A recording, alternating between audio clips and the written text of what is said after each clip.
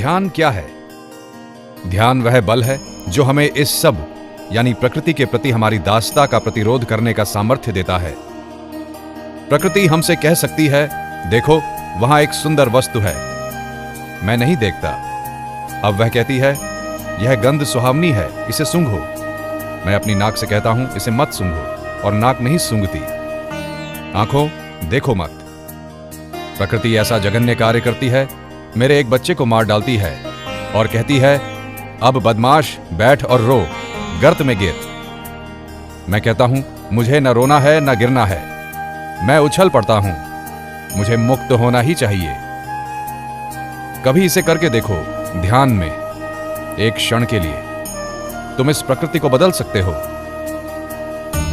अब यदि तुम में यह शक्ति आ जाती है तो क्या वह स्वर्ग या मुक्ति नहीं होगी? यही ध्यान की शक्ति है। इसे कैसे प्राप्त किया जाए? दर्जनों विभिन्न रीतियों से। प्रत्येक स्वभाव का अपना मार्ग है, पर सामान्य सिद्धांत यह है कि मन को पकड़ो। मन एक झील के समान है और उसमें गिरने वाला हर पत्थर तरंगें उठाता है। ये तरंगें हमें देखने नहीं देती कि हम क्या हैं। झील के पानी में पूर्ण चंद्रमा का प्रतिबिंब पड़ता है, पर उसकी सतह इतनी आंदोलित है कि वह प्रतिबिंब हमें स्पष्ट रूप से दिखाई नहीं देता। इसे शांत होने दो, प्रकृति की तरंगें मत उठने दो, और तब कुछ समय बाद वह तुम्हें छोड़ देगी। तब हम जान सकेंगे कि हम क्या हैं। ईश्वर वहां पहले से है, पर मन बहुत चंचल है, सदा इंद्रियों के पीछे दौड़ता रहता है। तुम इंद्रियों को रोकते हो और फिर भी बार बार भ्रमित होते हो।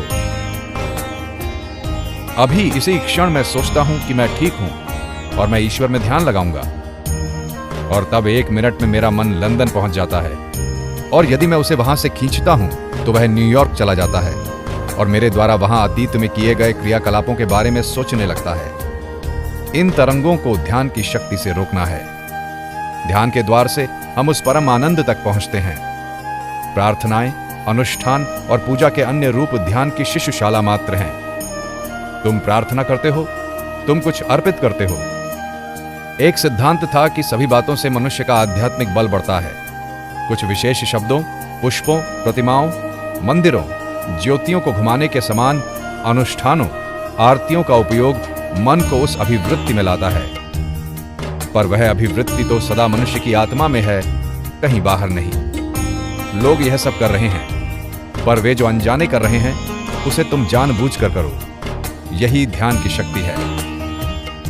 हमें धीरे धीरे क्रम से अपने को प्रशिक्षित करना है। यह प्रश्न 1 दिन का या वर्षों का, और हो सकता है कि जन्मों का नहीं है। चिंता मत करो, अभ्यास जारी रहना चाहिए।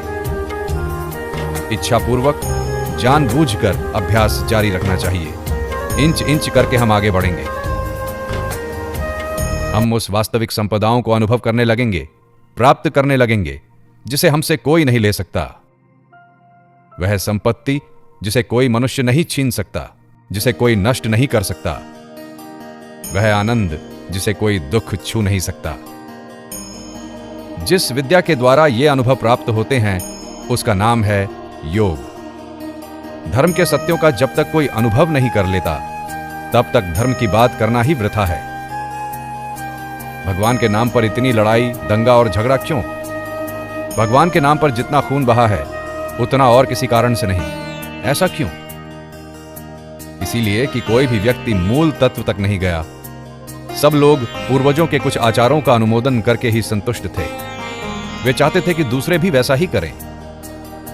जिन्हें आत्मा की अनुभूति या ईश्वर साक्षात्कार न हुआ हो, उन्हें यह कहने का क्या अधिकार है कि आत्मा या ईश्वर है? यदि ईश्वर हो तो उसका साक्षात्कार करना होगा। यदि आत्मा नामक कोई चीज हो तो उसकी अनुभूति करनी होगी, अन्यथा विश्वास न करना ही भला। ढोंगी होने से स्पष्टवादी नास्तिक होना अच्छा है। मनुष्य चाहता है सत्य। वह सत्य का अनुभव स्वयं करना चाहता है, और जब वह सत्य की धारणा कर लेता है, सत्य का साक्षात्कार कर लेता है, हृदय के अंतरम प्रदेश में उसका अनुभव कर लेता है, तभी वेद कहते हैं उसके सारे संदेह दूर होते हैं, सारा तमोजाल छिन्न भिन्न हो जाता है और सारी वक्रता सीधी हो जाती है। मन कितना अशांत है, मन को संयत करना कितना कठिन है। इसकी एक सुसंगत उपमा उन्मत्त वानर से दी गई है। एक वानर था, वह स्वभावतः चंचल था, जैसे कि वानर होते हैं, लेकिन उतना ही पर्याप्त न था। किसी ने उसे तृप्त करने जितनी शराब पिला दी, इससे वह और भी चंचल हो गया। इसके बाद उसे एक बिच्छू ने डंक मार दिया। तुम जानते हो कि बिच्छू द्वारा डसा व्यक्ति दिन भर इधर उधर कितना तड़पता रहता है। अतः उस बेचारे बंदर ने स्वयं को अभूतपूर्व दुर्दशा में पाया। तत्पश्चात मानो उसके दुख की मात्रा को पूरी करने के लिए एक दानव उस पर सवार हो गया। कौन सी भाषा उस बंदर की अनियंत्रणीय चंचलता का वर्णन कर सकती है। बस मनुष्य का मन उस वानर के सदृश है। मन तो स्वभावतः ही सतत चंचल है, फिर वह कामना रूपी मदिरा से मत्त है। इससे उसकी अस्थिरता बढ़ जाती है। जब कामना आकर मन पर अधिकार कर लेती है, तब लोगों को सफल देखने पर ईर्ष्या रूप बिच्छू उसे डंक मारता रहता है। उसके भी ऊपर जब अहंकार रूप दानव उसके भीतर प्रवेश करता है, तब तो वह अपने आगे किसी को नहीं गिनता। ऐसे ही हमारे मन की अवस्था है। सोचो तो, ऐसे मन का संयम करना कितना कठिन है। योगियों के मत से मुख्यतः 3 नाड़ियां हैं, इड़ा, पिंगला और बीच में सुषुम्ना, और यह तीनों मेरुदंड में स्थित हैं। इड़ा और पिंगला दाहिनी और बाईं नाड़ी तंतुओं के गुच्छ हैं, पर सुषुम्ना उनका गुच्छ नहीं है, वह पोली है। सुषुम्ना बंद रहती है और साधारण मनुष्य के लिए इसका कोई उपयोग नहीं होता। वह इड़ा और पिंगला से ही अपना काम किया करता है। इन्हीं नाड़ियों द्वारा संवेदना का प्रवाह लगातार आता जाता रहता है, और वे संपूर्ण शरीर में फैले हुए नाड़ीय सूत्रों द्वारा शरीर की पृथक पृथक इंद्रियों तक आदेश पहुंचाती रहती हैं। हमारे सामने बहुत बड़ा कार्य है, और इसमें सर्वप्रथम और सबसे महत्व का काम है अपने सहस्रों सुप्त संस्कारों पर नियंत्रण करना, जो अनैच्छिक सहज क्रियाओं में परिणत हो गए हैं। यह बात सच है कि असत कर्म समूह मनुष्य के जागृत क्षेत्र में रहते हैं, लेकिन जिन कारणों ने इन बुरे कर्मों को जन्म दिया, वे इसके पीछे प्रसुप्त और अदृश्य जगत के हैं, और इसीलिए अधिक प्रभावशाली हैं। अचेतन को अपने अधिकार में लाना हमारा मनन का पहला भाग है। दूसरा है चेतन के परे जाना। अतएव यह स्पष्ट है कि कार्य अवश्य ही दोहरा है। एक तो विद्यमान 2 सामान्य प्रवाहों इड़ा और पिंगला के उचित नियमन द्वारा अवचेतन क्रिया पर नियंत्रण पाना, और दूसरा इसके साथ ही साथ चेतना के भी परे चले जाना। योगी वही है जिसने दीर्घ काल तक स्वयं को एकाग्र करने का अभ्यास करके इस सत्य की उपलब्धि कर ली है। अब सुषुम्ना का द्वार खुल जाता है, और इस मार्ग में वह प्रवाह प्रवेश करता है जो इसके पूर्व उसमें कभी नहीं गया था। वह, जैसा कि आलंकारिक भाषा में कहा है, धीरे धीरे विभिन्न कमल चक्रों में से होता हुआ कमल दलों को खिलाता हुआ और अंत में मस्तिष्क तक पहुंच जाता है। तब योगी को अपने सत्य स्वरूप का ज्ञान हो जाता है। वो यह जान लेता है कि वह स्वयं परमेश्वर ही है। ध्यान का परिवेश। तुम में से जिनको सुलभ हो, वे साधना के लिए यदि एक स्वतंत्र कमरा रख सकें तो अच्छा हो। इस कमरे को सोने के काम में न लाओ, इसे पवित्र रखो। बिना स्नान किए और शरीर मन को बिना शुद्ध किए इस कमरे में प्रवेश न करो। इस कमरे में सदा पुष्प और हृदय को आनंद देने वाले चित्र रखो। योगी के लिए ऐसे परिवेश अति उत्तम है। सुबह और शाम वहां धूप और चंदन चूर्ण आदि जलाओ। उस कमरे में किसी प्रकार का क्रोध, कलह और अपवित्र चिंतन न किया जाए। तुम्हारे साथ जिनके भाव मिलते हैं, केवल उन्हीं को उस कमरे में प्रवेश करने दो।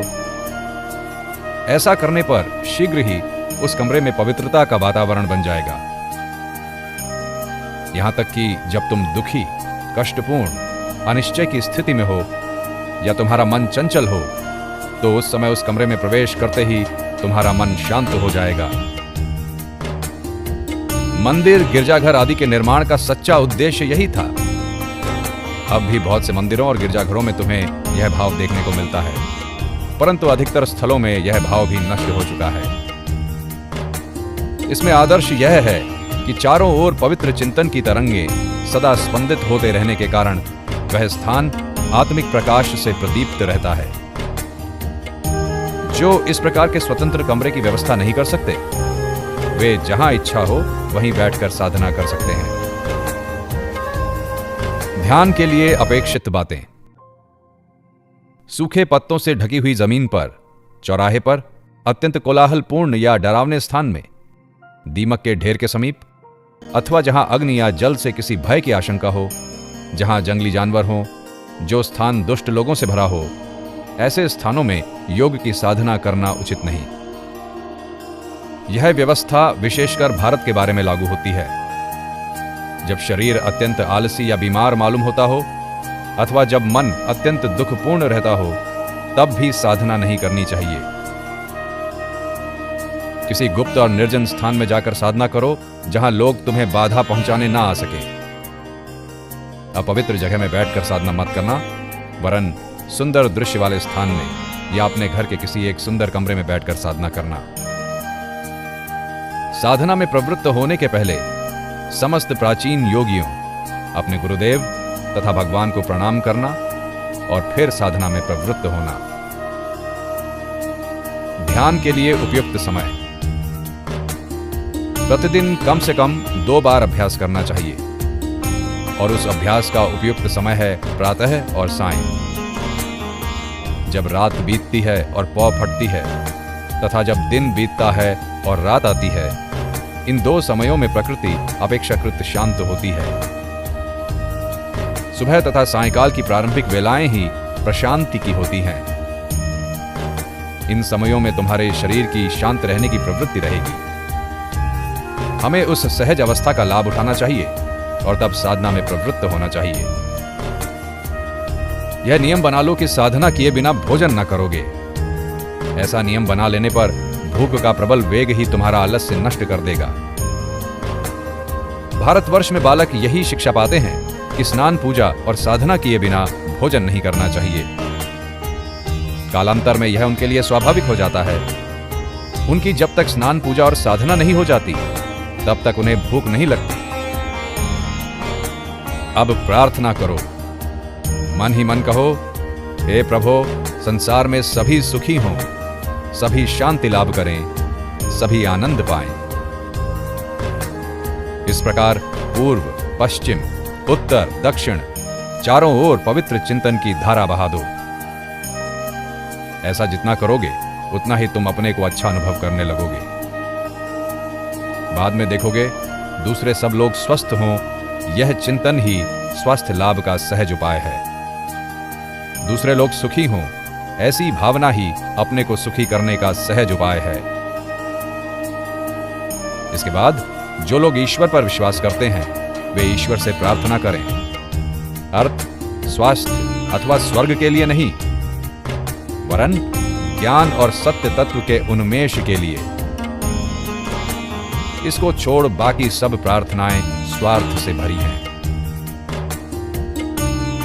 पहला पाठ। कुछ समय के लिए चुप्पी साध कर बैठे रहो और मन को अपने अनुसार चलने दो। कहावत कहती है कि ज्ञान ही यथार्थ शक्ति है, और यह बिल्कुल सत्य है। जब तक मन की क्रियाओं पर नजर ना रखोगे, उसका संयम ना कर सकोगे। मन को खुली छूट दो। संभव है इसमें बहुत बुरी बुरी भावनाएं आए। तुम्हारे मन में इतनी असत भावनाएं आ सकती हैं कि तुम सोचकर आश्चर्यचकित हो जाओगे। परंतु देखोगे कि मन के ये सब खेल दिन पर दिन कम होते जा रहे हैं। दिन पर दिन मन कुछ कुछ स्थिर होता जा रहा है। सब प्रकार के तर्क और चित्त में विक्षेप उत्पन्न करने वाली बातों को दूर कर देना होगा। शुष्क और निरर्थक तर्कपूर्ण प्रलाप से क्या होगा? वह केवल मन के साम्य भाव को नष्ट करके उसे चंचल भर कर देता है। सूक्ष्मतर तत्वों की उपलब्धि की जानी चाहिए। केवल बातों से क्या होगा? अतः सब प्रकार की बकवास छोड़ दो। जिन्होंने प्रत्यक्ष अनुभव किया है, केवल उन्हीं के लिखे ग्रंथ पढ़ो। अब सोचो, अपने शरीर के बारे में सोचो और ऐसी भावना करो कि यह सबल और स्वस्थ है। यही आपका सर्वोत्तम साधन है। सोचो कि यह वज्र की तरह दृढ़, सबल और स्वस्थ है तथा इसी शरीर की सहायता से तुम जीवन समुद्र को पार करोगे। अपनी देह से कहो कि यह बलिष्ठ है।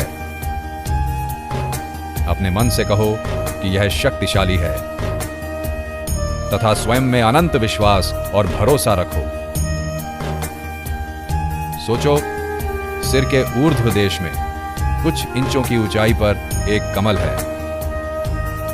धर्म उसका मूल देश है, ज्ञान उसकी नाल है। योगी की अष्ट सिद्धियां उस कमल के 8 दलों के समान हैं और वैराग्य उसके अंदर के पुंग केसर तथा स्त्री केसर हैं। यदि योगी बाह्य शक्तियों को अस्वीकृत करेगा, तभी वह मुक्ति प्राप्त करेगा। इसीलिए कमल के अष्टदल अष्ट सिद्धियां हैं, परंतु भीतरी पुंग केसर तथा स्त्री केसर परम वैराग्य इन सभी शक्तियों का त्याग है। इस कमल के अंदर हिरण्यमय, सर्वशक्तिमान, अस्पर्श, ओमकार वाच्य, अव्यक्त किरणों से परिव्याप्त परम ज्योति का चिंतन करो, उस पर ध्यान करो। और एक प्रकार का ध्यान है, सोचो कि तुम्हारे हृदय में एक आकाश है और उस आकाश के अंदर अग्नि शिखा के समान एक ज्योति उद्भासित हो रही है। उस ज्योति शिखा का अपनी आत्मा के रूप में चिंतन करो। फिर उस ज्योति के अंदर और एक ज्योतिर्मय ज्योति की भावना करो। वही तुम्हारी आत्मा की आत्मा है, परमात्म स्वरूप ईश्वर है। हृदय में उसका ध्यान करो। ध्येय तक कैसे पहुंचे? पूरी लगन के साथ कमर कसकर साधना में लग जाओ। फिर मृत्यु भी आए तो क्या? मंत्रम वा साधयामि शरीरम वा पातयामि। काम सधे या प्राण ही जाए, फल की ओर आंख रखे बिना साधना में मग्न हो जाओ। निर्भीक होकर इस प्रकार दिन रात साधना करने पर 6 महीने के भीतर ही तुम एक सिद्ध योगी हो सकते हो। परंतु दूसरे जो थोड़ी थोड़ी साधना करते हैं, सब विषयों को जरा जरा चखते हैं, वे कभी कोई बड़ी उन्नति नहीं कर सकते। केवल उपदेश सुनने से कोई फल नहीं होता। सिद्ध होना हो तो प्रबल अध्यवसाय चाहिए, अपरिमित इच्छा शक्ति चाहिए। अध्यवसायशील साधक कहता है, मैं चुल्लू से समुद्र पी जाऊंगा, मेरी इच्छा मात्र से पर्वत चूर चूर हो जाएंगे। इस प्रकार का तेज, इस प्रकार का दृढ़ संकल्प लेकर कठोर साधना करो और तुम ध्येय को अवश्य प्राप्त करोगे। सावधान, प्रत्येक गति वर्तुलाकार में ही होती है। यदि तुम एक पत्थर लेकर अंतरिक्ष में फेंको, उसके बाद यदि तुम्हारा जीवन काफी हो और पत्थर के मार्ग में कोई बाधा ना आए, तो घूमकर वह ठीक तुम्हारे हाथ में वापस आ जाएगा। विद्युत शक्ति के बारे में आधुनिक मत यह है कि वह डायनामो से बाहर निकलकर घूमकर फिर से उसी यंत्र में लौट आती है। प्रेम और घृणा के बारे में भी यही नियम लागू होता है। वे अपने उद्गम स्थान में अवश्य लौटेंगे। अतएव किसी से घृणा करना उचित नहीं, क्योंकि यह शक्ति, यह घृणा जो तुम में से बहिर्गत होगी, घूमकर कालांतर में फिर तुम्हारे ही पास वापस आ जाएगी। यदि तुम मनुष्यों को प्यार करो तो वह प्यार घूम फिर कर तुम्हारे पास ही लौट आएगा। मानस सरोवर। हम लोग सरोवर की तली को नहीं देख सकते, क्योंकि उसकी सतह लहरों से व्याप्त रहती है। उस तली की झलक मिलनी तभी संभव है जब ये सारी लहरें शांत हो जाएं और पानी स्थिर हो जाए। यदि पानी गंधला हो या सारे समय उसमें हलचल होती रहे तो वह तली कभी दिखाई नहीं देगी। पर यदि पानी निर्मल हो और उसमें एक भी लहर न रहे तब हम उस तली को अवश्य देख सकेंगे। सरोवर की तली हमारा अपना वास्तविक स्वरूप है। सरोवर चित्त है तथा लहरें वृत्तियां हैं। फिर यह भी देखा जाता है कि यह मन 3 प्रकार की अवस्थाओं में रहता है। एक है तम अर्थात अंधकारमय अवस्था, जैसा कि हम पशुओं और अत्यंत मूर्खों में पाते हैं। ऐसे मन की प्रवृत्ति केवल औरों को अनिष्ट पहुंचाने में ही होती है। मन की इस अवस्था में और दूसरा कोई विचार ही नहीं सूझता। दूसरा है रज अर्थात मन की क्रियाशील अवस्था, जिसमें केवल प्रभुत्व और भोग की इच्छा रहती है। उस समय यही भाव रहता है कि मैं शक्तिमान होऊंगा और दूसरों पर प्रभुत्व करूंगा। तीसरा है सत्व अर्थात मन की गंभीर और शांत अवस्था, जिसमें समस्त तरंगें शांत हो जाती हैं और मानस सरोवर का जल निर्मल हो जाता है। मन और उसका निग्रह। ध्यान ही इन बड़ी तरंगों की उत्पत्ति को रोकने का एक महान उपाय है। ध्यान के द्वारा मन की ये वृत्ति रूप लहरें दब जाती हैं। यदि तुम दिन पर दिन, महीने पर महीने, मास पर मास, वर्ष पर वर्ष इस ध्यान का अभ्यास करो, जब तक वह तुम्हारे स्वभाव में न भिद जाए, जब तक तुम्हारी इच्छा न करने पर भी वह ध्यान अपने आप आने लगे, तो क्रोध, घृणा आदि वृत्तियां संयत हो जाएंगी। प्रसन्न रहो। तुम धर्म पथ में अपने अग्रसर होने का प्रथम लक्षण यह देखोगे कि तुम दिन पर दिन बड़े प्रफुल्लित होते जा रहे हो। यदि कोई व्यक्ति विषादयुक्त दिखे तो वह अजीर्ण का फल भले ही हो, पर धर्म का लक्षण नहीं हो सकता। योगी के लिए सभी सुखमय प्रतीत होते हैं। वे जिस किसी मनुष्य को देखते हैं उसी से उनको आनंद होता है। यही धार्मिक मनुष्य का चिन्ह है। उतरा हुआ चेहरा लेकर क्या होगा? कैसा भयानक दृश्य है वह। यदि तुम्हारा चेहरा उदास हो तो उस दिन बाहर मत जाओ, स्वयं को कमरे में बंद रखो। संसार में इस बीमारी को संक्रमित करने का तुम्हें क्या अधिकार है? योगियों के लक्षण। जो किसी से घृणा नहीं करते, जो सबके मित्र हैं, सबके प्रति करुणावान हैं, जो ममत्व रहित, अहंकार रहित, सुख दुख में संभाव युक्त, क्षमावान हैं, तथा जो निरंतर संतुष्ट, समाहित चित्त, संयतात्मा, दृढ़ निश्चयी और मुझ में अर्पण किए हुए मन बुद्धि वाला है, वह मेरा भक्त मुझे प्रिय है। जिसमें कोई उद्विग्न नहीं होता, जो स्वयं भी किसी से उद्वेग को प्राप्त नहीं होता, तथा जो हर्ष, असहिष्णुता, भय तथा उद्वेग से मुक्त है, वही मेरा प्रिय भक्त है।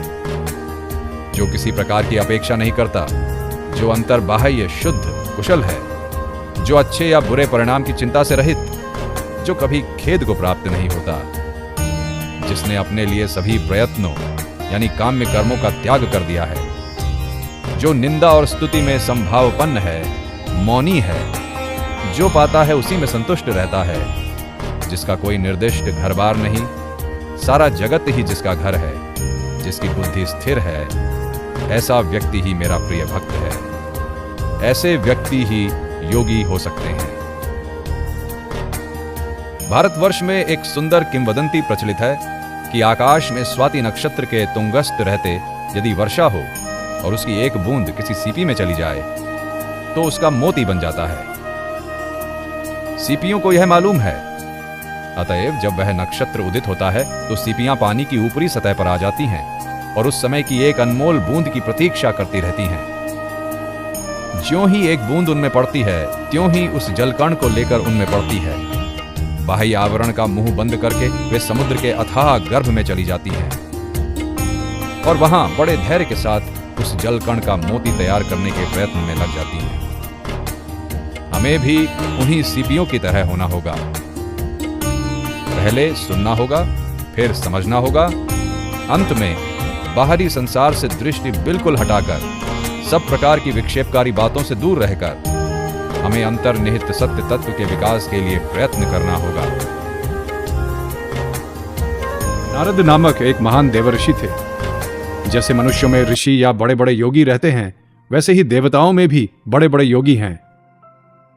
नारद भी वैसे ही एक अच्छे और अत्यंत महान योगी थे। वे सर्वत्र भ्रमण किया करते थे। एक दिन एक वन में से जाते हुए उन्होंने देखा कि एक मनुष्य ध्यान में इतना मग्न है और इतने दिनों से एक ही आसन पर बैठा है कि उसके चारों ओर दीमक का ढेर लग गया है। उसने नारद से पूछा, प्रभु, आप कहां जा रहे हैं? नारद जी ने उत्तर दिया, मैं वैकुंठ जा रहा हूं। तब उसने कहा, अच्छा, आप भगवान से पूछते आए कि वे मुझ पर कब कृपा करेंगे, मैं कब मुक्ति प्राप्त करूंगा। फिर कुछ दूर और जाने पर नारद जी ने एक दूसरे मनुष्य को देखा। वो कूद फांद कर रहा था, कभी नाचता था तो कभी गाता था। उसने भी नारद जी से पूछा, हे नारद, आप कहां जा रहे हैं? उस व्यक्ति का कंठस्वर, वागभंगी आदि सभी उन्मत्त के समान थे।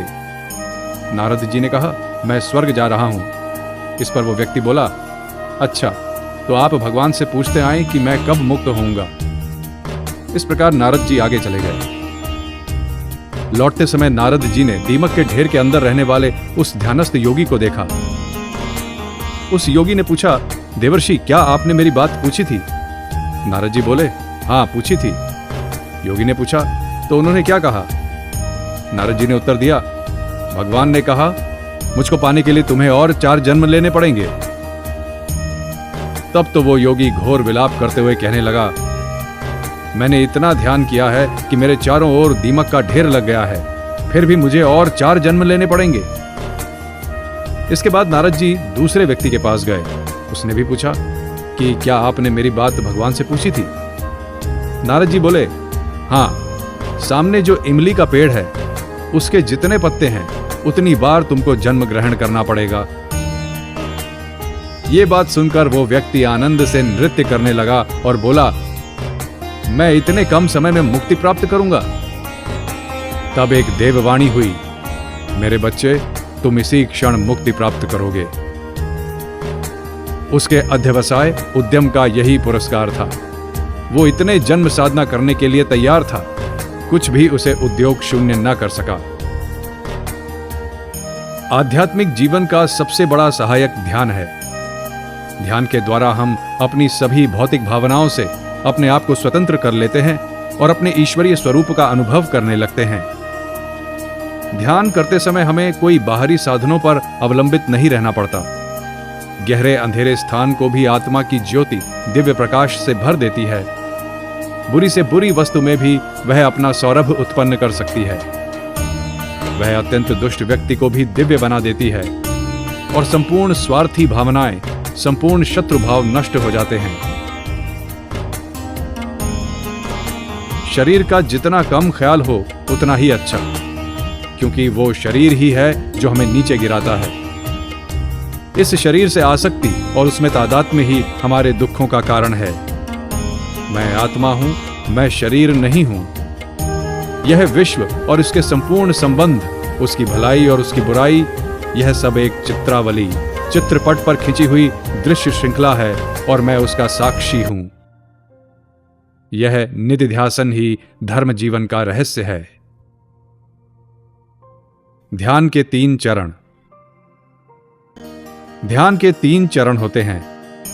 प्रथम वह है जिसे धारणा कहते हैं, किसी वस्तु पर चित्त को ठहराना। मैं इस ग्लास पर अपना चित्त एकाग्र करता हूं और ग्लास के अतिरिक्त अन्य प्रत्येक वस्तु को उससे बाहर रखता हूं। लेकिन मन चंचल है। जब वह दृढ़ हो जाता है और उतना अधिक चंचल नहीं रहता, तब ध्यान कहलाता है। और जब मेरे तथा ग्लास के बीच का भेद मिट जाता है, तब उससे भी उच्चतर अवस्था होती है समाधि या अंतर्लयन। मन और ग्लास में अभेद हो जाता है। मुझे कोई भेद नहीं दिखाई पड़ता।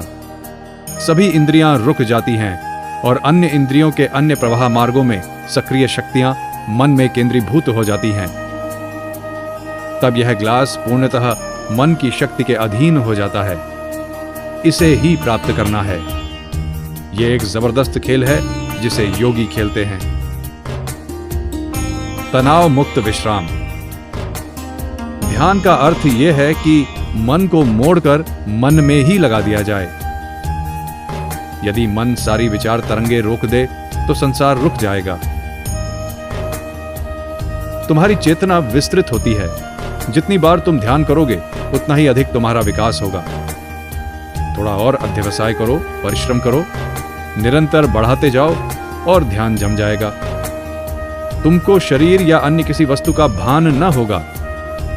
जब तुम ध्यान काल के बाद उससे उठोगे तब तुमको प्रतीत होगा कि जीवन काल की सर्वाधिक सुंदर विश्रांति मिली है। यदि तुम कभी भी अपनी समग्र शारीरिक और मानसिक प्रणाली को आराम दे पाओ तो उसका यही एकमात्र तरीका है। गहरी से गहरी निद्रा से भी उतना विश्राम नहीं मिलेगा जितना उससे मिलेगा। मन प्रगाढ़तम निद्रा में भी उछलता कूदता रहता है। ध्यान के उन कुछ क्षणों में तुम्हारा मस्तिष्क लगभग रुक जाता है। थोड़ी सी जीवनी शक्ति बनी रहती है। तुम शरीर को विस्मृत कर देते हो। तुम बोटी बोटी काट डाले जाओ फिर भी तुमको लेश मात्र अनुभव न हो। उसमें तुमको इतना आनंद मिलेगा, तुम इतने हल्के हो जाओगे। यह पूर्ण विश्रांति हमें ध्यान में मिलेगी। क्रिया से प्रतिक्रिया होती है। प्रकृति की प्रत्येक इंद्रिय गोचर क्रिया में तुम्हारा योगदान कम से कम आधा होता है और आधा प्रकृति का होता है। यदि तुम्हारा आधा निकाल लिया जाए तो वस्तु का अंत अवश्य हो जाए। प्रत्येक क्रिया की समान प्रतिक्रिया होती है। यदि कोई आदमी मुझ पर प्रहार करता है और मुझे चोट पहुंचाता है तो वह उस आदमी की क्रिया और मेरे शरीर की प्रतिक्रिया है। हम एक और उदाहरण लें। तुम किसी झील के तरंग रहित तल पर पत्थर गिरा रहे हो। प्रत्येक पत्थर के गिराने के बाद एक प्रतिक्रिया होती है। झील की छोटी तरंगों से पत्थर ढक जाता है। इसी प्रकार बाह्य वस्तुएं इस मनोहृद में गिरने वाले पत्थरों के समान हैं। अतः हम वस्तुतः बाह्य वस्तु नहीं देखते, हम केवल तरंग देखते हैं। ध्यान की शक्ति। ध्यान की शक्ति हमें सब कुछ प्राप्त करा देती है। यदि तुम प्रकृति पर अधिकार करना चाहते हो तो तुम ध्यान द्वारा उसे प्राप्त कर सकते हो। ध्यान शक्ति द्वारा ही आज तमाम वैज्ञानिक तथ्यों की खोज की जाती है। वे विषय का अध्ययन करते हैं और सब कुछ भूल जाते हैं।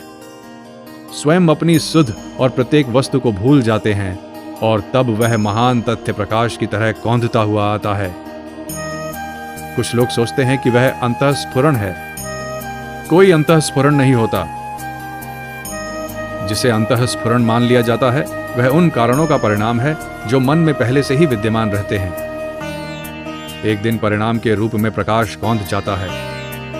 उनका पूर्व कर्म ही कारण था। उसमें भी तुमको ध्यान शक्ति, विचार की तीव्रता दिखाई पड़ती है। ये लोग अपनी ही आत्मा को मथ डालते हैं। महान सत्य सतह के ऊपर उठाते हैं और व्यक्त हो जाते हैं। इसलिए ध्यान का अभ्यास ज्ञान की महती वैज्ञानिक पद्धति है। ध्यान एक विज्ञान है। जो कुछ सत्य है वह एक है, अनेक नहीं हो सकते। विज्ञान और ज्ञान का यही अभिप्राय है। अज्ञान अनेकता देखता है, ज्ञान एक का साक्षात्कार करता है। अनेक को एक में रूपांतरित करना विज्ञान है। समस्त जगत को एक सिद्ध किया गया है। उस विज्ञान को वेदांत का विज्ञान कहा जाता है। समस्त जगत एक है। इस समय हमारे सामने ये सब विविधताएं हैं और उन्हें हम देख सकते हैं। उन्हें हम पंचभूत कहते हैं, पृथ्वी, जल, अग्नि, वायु और आकाश। ध्यान वह अभ्यास है जिनमें सब कुछ उस परम सत्य आत्मा में घुला दिया जाता है। पृथ्वी जल में रूपांतरित होती है, जल वायु में, वायु आकाश में, तब आकाश मन में और फिर वह मन भी विलीन हो जाता है। सब आत्मा ही है। तुम जानते हो ध्यान कल्पना की प्रक्रिया से आता है। तुम इन तत्वों के शोधन की इन तमाम प्रक्रियाओं से होकर बढ़ो। एक को दूसरे में रूपांतरित करते जाओ, फिर उसको अपने से ऊंचे में, फिर उसको मन में, फिर उसको आत्मा में, और तब तुम आत्मा हो। यह मृत्तिका का विशाल पिंड है। उस मृत्तिका में से मैंने एक छोटा चूहा बनाया और तुमने एक छोटा हाथी। दोनों ही मृत्तिका हैं। दोनों को विघटित कर दो, दोनों अनिवार्यतः एक हैं। अनासक्त कैसे हों? हमारे प्रायः सभी क्लेशों का कारण हम में अनासक्ति के सामर्थ्य का अभाव है। अतएव मन की एकाग्रता के सामर्थ्य के विकास के साथ साथ हमें अनासक्ति के सामर्थ्य का विकास अवश्य करना चाहिए। सब ओर से मन को हटाकर किसी एक वस्तु में उसे संलग्न करना ही नहीं, बल्कि एक क्षण में उससे अनासक्त कर किसी अन्य वस्तु में स्थापित करना भी हमें अवश्य सीखना चाहिए। इसे निरापद बनाने के लिए इन दोनों का अभ्यास एक साथ बढ़ाना चाहिए। यह मन का सुव्यवस्थित विकास है। मेरे विचार से तो शिक्षा का सार मन की एकाग्रता प्राप्त करना है, तथ्यों का संकलन नहीं। यदि मुझे फिर से अपनी शिक्षा आरंभ करनी हो और इसमें मेरा वश चले, तो मैं तथ्यों का अध्ययन कदापि न करूं। मैं मन की एकाग्रता और अनासक्ति का सामर्थ्य बढ़ाता और उपकरण के पूर्णतया तैयार हो जाने पर उससे इच्छा अनुसार तथ्यों का संकलन करता। हमें चाहिए कि हम अपना मन वस्तुओं पर नियोजित करें, न कि वस्तुएं हमारे मन को खींच लें। हमें बहुधा विवश होकर मन एकाग्र करना पड़ता है। हमारा मन विवश होकर विभिन्न वस्तुओं पर उनके किसी आकर्षक गुण के कारण जमने लगता है और हम उसका प्रतिरोध नहीं कर पाते। मन को वश में करने और अभीष्ट स्थान पर उसे लगाने के लिए विशेष प्रशिक्षण की आवश्यकता पड़ती है। अनियंत्रित और अनिर्दिष्ट मन हमें सदैव उत्तरोत्तर नीचे की ओर घसीटता रहेगा, हमें चीथ डालेगा, हमें मार डालेगा, और नियंत्रित तथा निर्दिष्ट मन हमारी रक्षा करेगा, हमें मुक्त करेगा। किसी पार्थिव विज्ञान के अध्ययन और विश्लेषण के लिए पर्याप्त आंकड़े जुटाए जाते हैं। इन तथ्यों का अध्ययन और विश्लेषण किया जाता है और परिणाम होता है उस विज्ञान की जानकारी। किंतु मन के अध्ययन और विश्लेषण के लिए कोई आंकड़े नहीं हैं। बाहर से उपलब्धि के लिए कोई ऐसे तथ्य नहीं हैं जो समान रूप से सर्वसुलभ हों। मन का विश्लेषण स्वयं उसी के द्वारा होता है। इसलिए सर्वश्रेष्ठ विज्ञान है मन का विज्ञान अथवा मनोविज्ञान। गहन गहराई में वह यथार्थ मनुष्य है आत्मा। मन को अंतर्मुख कर लो और उससे संयुक्त हो जाओ। स्थायित्व की उस पीठिका से मन के परिभ्रमणों का निरीक्षण और तथ्यों का परिवेषण किया जा सकता है, और ये हमें सभी व्यक्तियों में मिलेंगे। मन को वश में करने के लिए तुमको अवचेतन मन की गहराई में अवश्य जाना पड़ेगा।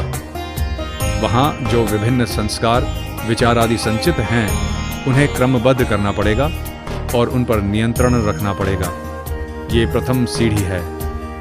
अवचेतन मन पर नियंत्रण से चेतन मन पर तुम्हारा नियंत्रण स्थापित हो जाएगा। ओज की शक्ति। योगी कहते हैं कि मनुष्य में जो शक्ति काम क्रिया, काम चिंतन आदि रूपों में प्रकाशित हो रही है, उसका दमन करने पर वह सहज ही ओज में परिणित हो जाती है। यह ओज मस्तिष्क में संचित रहता है। जिसके मस्तिष्क में ओज जितने अधिक परिमाण में रहता है, वह उतना ही अधिक बुद्धिमान और आध्यात्मिक बल से बली होता है। एक व्यक्ति बड़ी सुंदर भाषा में सुंदर भाव व्यक्त करता है, परंतु लोग आकृष्ट नहीं होते, और दूसरा व्यक्ति न सुंदर भाषा बोल सकता है, न सुंदर ढंग से भाव व्यक्त कर सकता है, परंतु फिर भी लोग उसकी बात से मुग्ध हो जाते हैं। वह जो कुछ कार्य करता है, उसी में महाशक्ति का विकास देखा जाता है।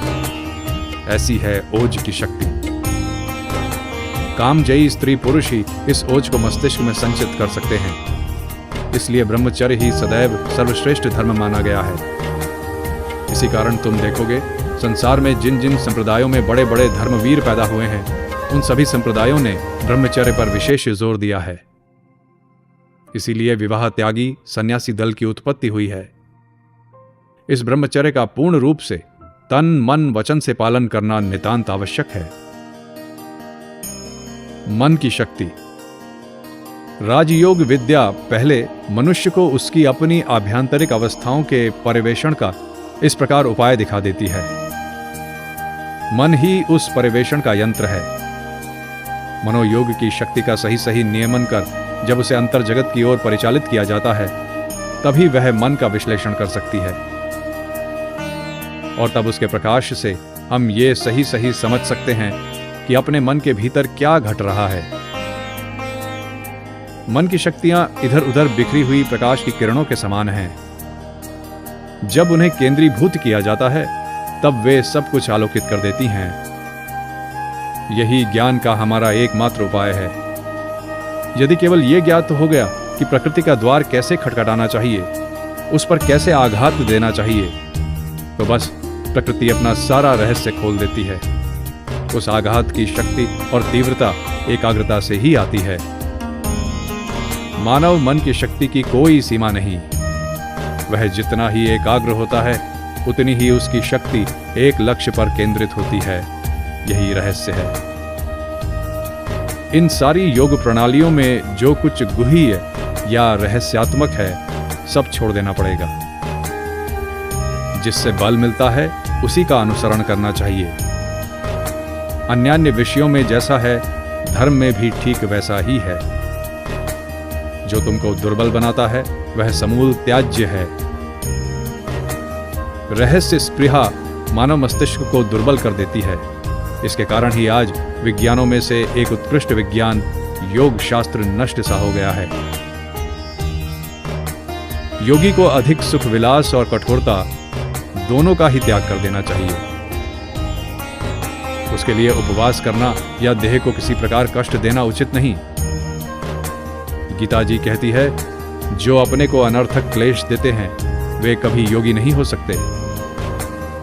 अति भोजनकारी, उपवासशील, अधिक जागरणशील, अधिक निद्रालु, अत्यंत कर्मी अथवा बिल्कुल लालसी, इनमें से कोई भी योगी नहीं हो सकता। मध्यम मार्ग का अनुगमन करो।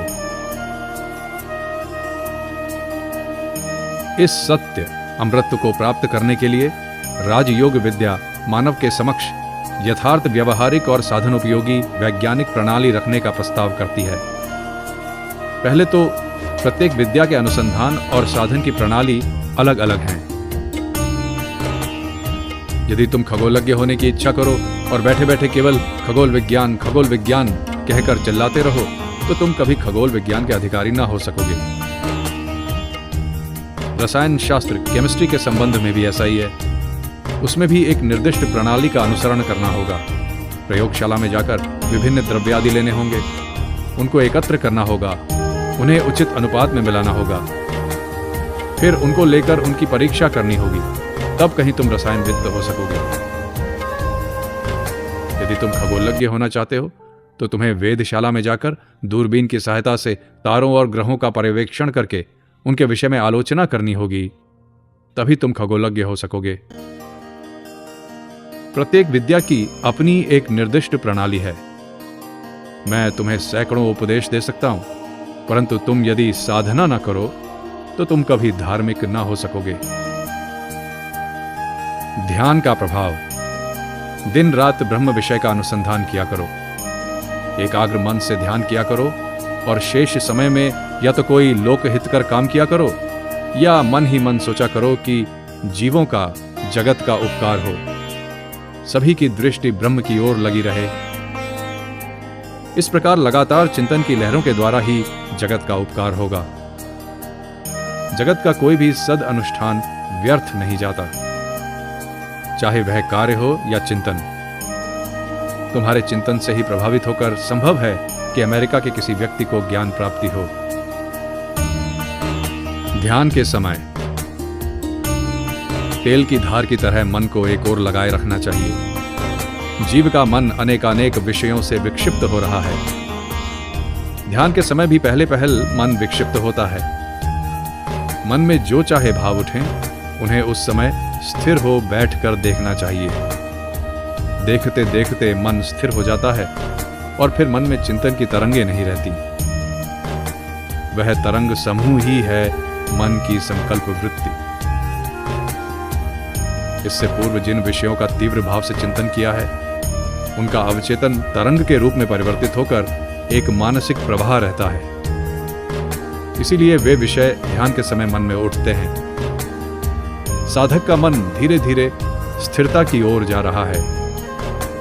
उनका उठना या ध्यान के समय स्मरण होना ही उसका प्रमाण है कि मन कभी किसी भाव को लेकर एक वृत्तिस्थ हो जाता है, उसी का नाम है सविकल्प ध्यान। और मन जिस समय सभी वृत्तियों से शून्य होकर निराधार एक अखंड बोध रूपी प्रत्यक्ष चैतन्य में लीन हो जाता है, उसका नाम है वृत्ति शून्य निर्विकल्प समाधि। हमने श्री रामकृष्ण में ये दोनों समाधियां बार बार देखी हैं। उन्हें ऐसी स्थितियों को प्रयत्न करके लाना नहीं पड़ता था, बल्कि अपने आप ही एकाएक वैसा हो जाया करता था। वो एक आश्चर्यजनक घटना होती थी। प्रतिदिन अकेले ध्यान करना, सब रहस्य स्वयं ही खुल जाएगा। भाव प्रवणता को ध्यान के समय एकदम दबा देना, वही बड़ा भय है। जो लोग अधिक भाव प्रवण हैं, उनकी कुंडलिनी फड़फड़ाती हुई ऊपर तो उठ जाती है, परंतु वह जितनी शीघ्र ऊपर जाती है उतनी ही शीघ्र नीचे भी उतर आती है। जब उतरती है तो साधक को एकदम गर्त में ले जाकर छोड़ती है। भाव साधना के सहायक कीर्तन आदि में यही एक बड़ा दोष है। नाच कूद कर सामयिक उत्तेजना से उस शक्ति की ऊर्ध्व गति अवश्य हो जाती है, परंतु स्थायी नहीं होती। निम्नगामी होते समय जीव में प्रबल काम वृत्ति की वृद्धि होती है। मेरे अमेरिका के भाषण सुनकर सामयिक उत्तेजना से स्त्री पुरुषों में अनेक का यही भाव हुआ करता था। कोई तो जड़ की तरह बन जाते थे। मैंने बाद में पता लगाया था कि उस स्थिति के बाद ही कई लोगों की काम प्रवृत्ति की अधिकता होती थी। स्थिर ध्यान धारणा का अभ्यास न होने के कारण ही वैसा होता है। सभी साधन रहस्य शास्त्र में नहीं हैं, वे सब गुप्त भाव से गुरु शिष्य परंपरागत चले आ रहे हैं। एक दिन भी क्रम न तोड़ना। कामकाज का झंझट रहे तो कम से कम 15 मिनट तो अवश्य ही कर लेना। एक निष्ठ ना रहने से कुछ नहीं होता। अपने जीवन का अनुसंधान करो, मन का संयम करो, इंद्रियों का निरोध करो, तभी तुम योगी हो पाओगे। तभी शेष सब कुछ प्राप्त हो जाएगा। सुनना, देखना, सूंघना और स्वाद लेना अस्वीकार कर दो। बहिरिंद्रियों से मनः शक्ति को खींच लो। जब तुम्हारा मन किसी विषय में मग्न रहता है, तब तुम अचेतन रूप से ये क्रिया सर्वदा करते ही रहते हो। अतएव चेतन रूप से भी तुम इसका अभ्यास कर सकते हो। मन अपनी इच्छा के अनुसार कभी भी इंद्रियों का प्रयोग कर सकता है। इस मूल कुसंस्कार को बिल्कुल निकाल दो कि हम देह की सहायता से ही काम करने के लिए विवश हैं। हम विवश नहीं हैं। अपने कमरे में जाकर बैठो और अपनी अंतरात्मा के भीतर से उपनिषदों को प्राप्त करो। तुम भूत भविष्यत सभी ग्रंथों में श्रेष्ठ ग्रंथ हो और जो कुछ है उस सब के आलय हो। जब तक उस अंतर्यामी गुरु का प्रकाश नहीं होता, तब तक बाहर के सभी उपदेश व्यर्थ हैं। जब तक हमारा हृदय रूपी शास्त्र नहीं खुला है, तब तक शास्त्र पाठ बेकार है। फिर इन सब शास्त्रों का हमारे हृदय शास्त्र के साथ जहां तक सामंजस्य है, वहीं तक उनकी सार्थकता है। बल क्या है, ये बलवान व्यक्ति ही समझ सकता है। हाथी ही सिंह को समझ सकता है, चूहा नहीं। महत्ता ही केवल महत्ता का आदर कर सकती है। ईश्वर ही ईश्वर की उपलब्धि कर सकता है। हम ही लोग जीवंत शास्त्र हैं। हम जो बातें करते हैं वे ही सब शास्त्र शब्द से परिचित हैं। सभी जीवंत ईश्वर जीवंत ईसा हैं। इस भाव से सबको देखो। मनुष्य का अध्ययन करो।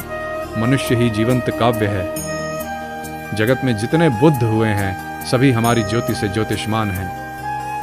इस ज्योति को छोड़ देने पर ये सब हमारे लिए और अधिक जीवित नहीं रह सकेंगे, मर जाएंगे। योग के 8 अंग। राजयोग का नाम अष्टांग योग है, क्योंकि इसको प्रधानतः 8 भागों में विभक्त किया गया है। वे हैं: प्रथम यम। ये सर्वाधिक महत्वपूर्ण है और सारा जीवन इसके द्वारा शासित होना चाहिए। इसके 5 विभाग हैं। पहला, मन कर्म वचन से हिंसा न करना। मन कर्म वचन से लोभ न करना। मन, कर्म और वचन की पवित्रता, मन, कर्म और वचन की पूर्ण सत्यता, अपरिग्रह, किसी से कोई दान ना लेना। द्वितीय है नियम, शरीर की देखभाल, नित्य स्नान, परिमित आहार इत्यादि। तृतीय आसन, मेरुदंड के ऊपर जोर ना देकर कमर, गर्दन और सिर सीधा रखना। चतुर्थ प्राणायाम, प्राणवायु अथवा जीवन शक्ति को वशीभूत करने के लिए श्वास प्रश्वास का संयम। पंचम प्रत्याहार, मन को अंतर्मुख करना तथा उसे बहिर्मुखी होने से रोकना। जड़ तत्व को समझने के लिए उसे मन में लगातार सोचना, अर्थात उस पर बार बार विचार करना। छठवां है धारणा, एक विषय पर ध्यान केंद्रित करना। सप्तम ध्यान। अष्टम समाधि, ज्ञानालोक हमारी समस्त साधना का लक्ष्य। राजयोग के द्वारा ईश्वर को प्राप्त करने की इच्छा रखने वाले व्यक्ति को मानसिक, शारीरिक, नैतिक और आध्यात्मिक दृष्टि से सबल होना आवश्यक है। अपना प्रत्येक कदम इन बातों को ध्यान में रखकर ही बढ़ाओ। दहलीज पर। इस पाठ का उद्देश्य व्यक्तित्व का विकास है। प्रत्येक व्यक्तित्व का विकास आवश्यक है। सभी एक केंद्र में मिल जाएंगे। कल्पना प्रेरणा का द्वार और समस्त विचार का आधार है। सभी पैगंबर, कवि और अन्वेषक महती कल्पना शक्ति से संपन्न थे। प्रकृति की व्याख्या हमारे भीतर है। पत्थर बाहर गिरता है, लेकिन गुरुत्वाकर्षण हमारे भीतर है, बाहर नहीं। जो अति आहार करते हैं, जो उपवास करते हैं, जो अत्यधिक सोते हैं, जो बहुत कम सोते हैं, वे योगी नहीं हो सकते। अज्ञान, चंचलता, ईर्ष्या, आलस्य और अतिशय आसक्ति योग सिद्धि के महान शत्रु हैं। योगी के लिए 3 बड़ी आवश्यकताएं हैं। पहली, शारीरिक और मानसिक पवित्रता। प्रत्येक प्रकार की मलिनता तथा मन को पतन की ओर ढकेलने वाली सभी बातों का परित्याग आवश्यक है। दूसरा, धैर्य। प्रारंभ में आश्चर्यजनक दृश्य प्रकट होंगे, पर बाद में सब अंतर्हित हो जाएंगे। ये सबसे कठिन समय है, पर दृढ़ रहो। यदि धैर्य रखोगे तो अंत में सिद्धि सुनिश्चित है। तीसरा है लगन। सुख दुख, स्वास्थ्य अस्वास्थ्य, सभी दशाओं में साधना में एक दिन भी व्यर्थ ना करो। मन और उसके आयाम। अतीन्द्रिय या मन के 4 आयाम हैं। पहला है मनस, अर्थात मनन अथवा चिंतन शक्ति। इसको संयत ना करने पर प्रायः इसकी समस्त शक्ति नष्ट हो जाती है। उचित संयम किए जाने पर यह अद्भुत शक्ति बन जाती है। दूसरा है बुद्धि, अर्थात इच्छा शक्ति। इसको बोध शक्ति भी कहा जाता है। तीसरा है अहंकार अथवा आत्मचेतन, अहम बुद्धि। चौथा है चित्त, अर्थात वह तत्व जिसके आधार और माध्यम से समस्त शक्तियां क्रियाशील होती हैं। मानो यह मन का धरातल है अथवा वह समुद्र है जिसमें समस्त क्रिया शक्तियां तरंगों का रूप धारण किए हुए हैं।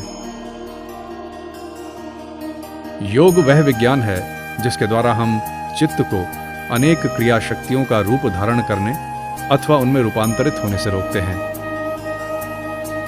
समुद्र में चंद्रमा का प्रतिबिंब, परछाई जिस प्रकार तरंगों के कारण अस्पष्ट अथवा विच्छिन्न हो जाता है, उसी प्रकार आत्मा अर्थात स्वरूप का प्रतिबिंब भी मन की तरंगों से विच्छिन्न हो जाता है।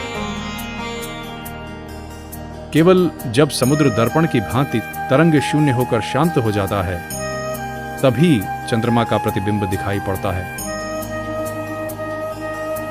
उसी प्रकार जब चित्त अर्थात मनस संयम के द्वारा संपूर्ण रूप से शांत हो जाता है, तभी स्वरूप का साक्षात्कार होता है।